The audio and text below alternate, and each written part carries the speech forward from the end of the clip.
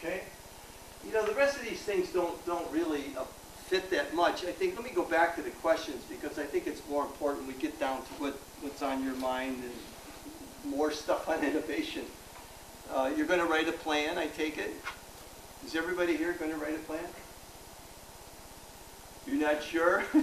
Okay. It's still early. Still early, okay. Yes, sir. I got a quick question. Yeah. Would an investor look bad upon a business idea that actually had an exit strategy at 3 years, saying that our product is probably mature at this point, Yeah. and we'll probably just sell to maybe bigger, entrants into the Yeah. Our second business did that, but it usually has to have something to do with a product that is patentable. In other words, when the second business that I was part of, we had a piece of software that was very unique, and we knew that this software was going to be very attractive to bigger players in the market that needed our software to make their software work better. So the business model was always that we would build this out, beta test it, and try to flip the company at pilot, which we did. In 3 years, generated 0 revenue, sold the company for $79 million. Never sold a product, just sold it to another company. The investors that we had, and we had about $25 million in venture capital money. We had about 4 rounds of VC and a whole bunch of angels at the bottom. They all knew this because it was in the plan. Okay. So if you're going to do that, you want to say that up front, and you want to support all your financials with what you're doing. And usually it's patentable. Okay. Anybody else? A need? Idea? One thing is, I think sometimes you come up with an idea that you think is unique. Yeah. How do you go about trying to find out whether or not it really is? Whether there's somebody out there that's actually doing that? Yeah. But you come up with great questions, Mike.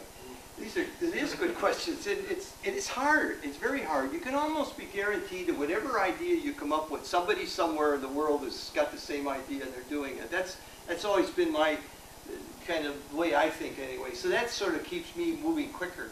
So you're going to go to the web. We have those tools today that didn't have years ago. So you can do a great deal of searching, if you will, by virtue of Google or Yahoo and so on, to do the tertiary surfacing that they're like it. What I suggest after that, and I'm a technology person, so I'll speak from technology. I can't really offer much to your business in the trading market. But if it's a technology play, you want to look at some of the visionaries, the luminaries, the Forresters, the Gartners. These guys make a living predicting future trends. And so when they do that, they usually will uncover some things that are happening. And so you want to start looking into that. If Gartner projected that there is going to be a trend going to something close to what you're thinking about doing, and if you're in a tech play, there's a good chance they will.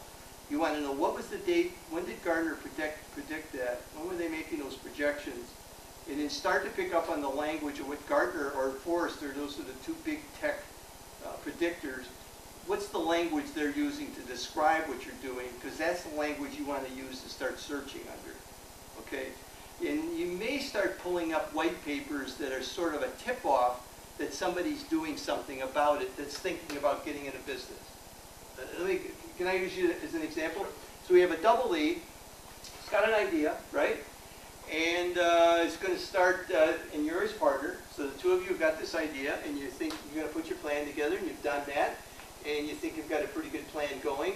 And you even got some, maybe some angel funding. So maybe you get $200,000, $300,000 in angel funding for this business.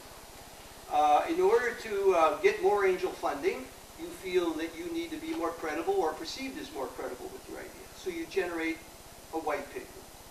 Those white papers go into public domain. Those white papers are searchable. So those are some of the things that pop up when I start looking and I say, here's a company. I was thinking about going into that. Here's a guy that did this white paper, December 2011. So I either contact you or I do more snooping around you. It's very tedious in the startup mode. Very tedious, and it takes a lot of tenacity to drill down into it. I don't know if that completely answers it, Mike. It just strikes me, Len, that essentially what we're talking about is that You gotta do your due diligence. You have to do it. Because basically, if there's somebody else out there that's already doing it, then they have a head start on you, They have number a one. head start. And number two is even if you want to go, Right. you've got a competitor. Exactly. And having and starting up with a brand new idea that nobody's thought of is one thing, but starting Right. up with somebody where you actually have a competitor or two out there already. And I'm just thinking about if I can use your hydroponics for a second, whatever the unique idea is, though, is that I think there's some way to search it. I mean, and the internet is a wonderful thing to be able to do, to be able to search that I out. think there's 2 in Chicago area right now. Exactly, yeah. So at least you know you've got some sort of idea of comparison. But you can start to say, well, there's somebody out in California that's doing something. Well, you know, depending on what your geographical market is, you may or may not be in competition with him in terms of starting that.